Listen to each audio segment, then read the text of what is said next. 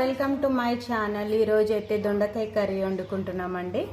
నేను ఎలా చేస్తున్నానో చూడండి. ఫస్ట్ అయితే దొండకాయలు కట్ చేసుకోవాలి.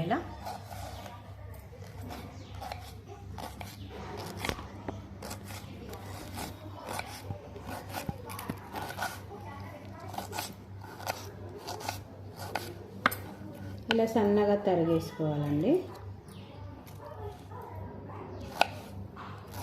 చూస్తున్నారు కదా ఎలా కట్ చేసుకుంటున్నాము.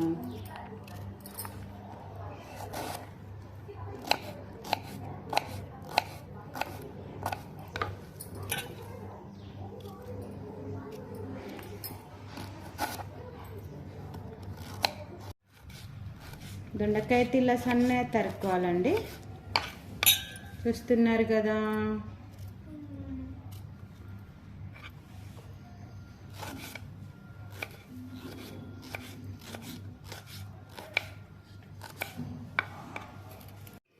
ఇప్పుడు దొండకాయ కట్ చేసుకున్నానండి. ఇప్పుడు ఆనియన్ కూడా ఒకటి కట్ చేసుకో.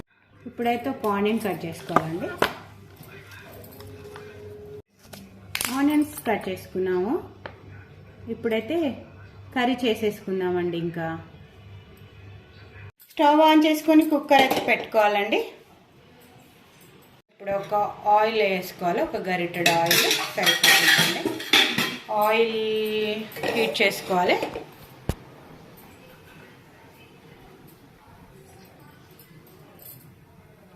ఆయిల్ అయితే హీట్ అయిందండి. ఇప్పుడు ముందుగా కట్ చేసి పెట్టుకున్న ఆనియన్స్ వేసుకోవాలి. చూస్తున్నారు కదా.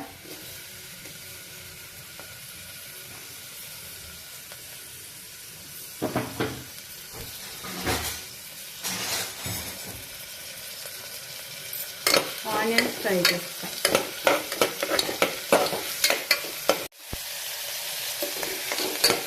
ఆనియన్స్ అయితే లైట్గా రోస్ట్ అయిపోయాయండి. చూస్తున్నారు కదా. ఇప్పుడు కొంచెం కరివేపాకు వేసుకొని లిటిల్ బిట్ సాల్ట్ వేసుకోవాలండి. పసుపు వేసుకోవాలి.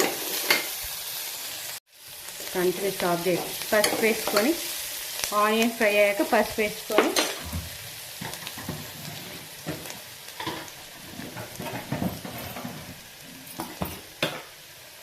అల్లం వెల్లుల్లి పేస్ట్ వేసుకోవాలండి ఒక స్పూన్. తర్వాత ఇంత కట్ చేసుకున్న దొండకాయలు వేసుకొని బాగా కలుపుకోవాలండి. ఇలా బాగా కలుపుకొని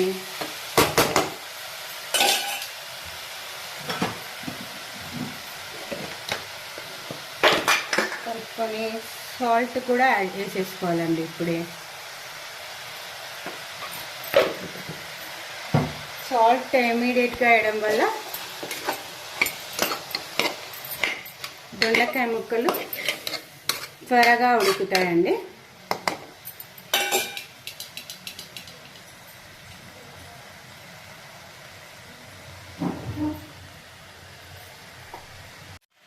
ఇప్పుడు ఒక పెద్ద టమాటా కూడా కట్ చేసుకొని వేసుకోవాలండి కర్రీలో.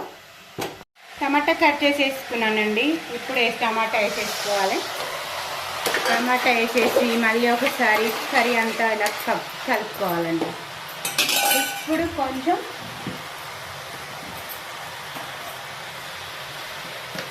ఇప్పుడు కొంచెం కారం వేసుకోవాలండి. నేనైతే కుక్కర్ మూత పెట్టేసుకుంటున్నాను. ఈరోజు టైం లేదండి. మా బాబుకి ఇవాళ హాఫ్ డే స్కూల్. ఇప్పుడు వచ్చేస్తాడు స్కూల్ నుంచి. నాకు ఇవాళ త్వరగా కావాలనేసి కుక్కర్లో చేస్తున్నాను. చూస్తున్నారుగా. ఒక చిన్న టీ గ్లాస్ వాటర్ పోసుకొని ఆఫ్ పడతాయండి, ఫుల్ కూడా కాదు. మొత్తం ఇలా కలిపేసుకొని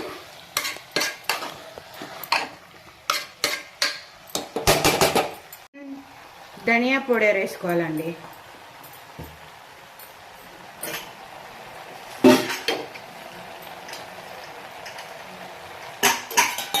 ఇప్పుడు ఒకసారి కలిపేసుకొని కుక్కర్ మూత పెట్టేసుకోవాలి. చూస్తున్నారు కదా. కుక్కర్ మూత పెట్టుకొని 1 విజిల్ వచ్చాక ఆఫ్ చేసుకోవాలండి. విజిల్ ఒక 1 విజిల్ కలిపేసుకోవాలండి.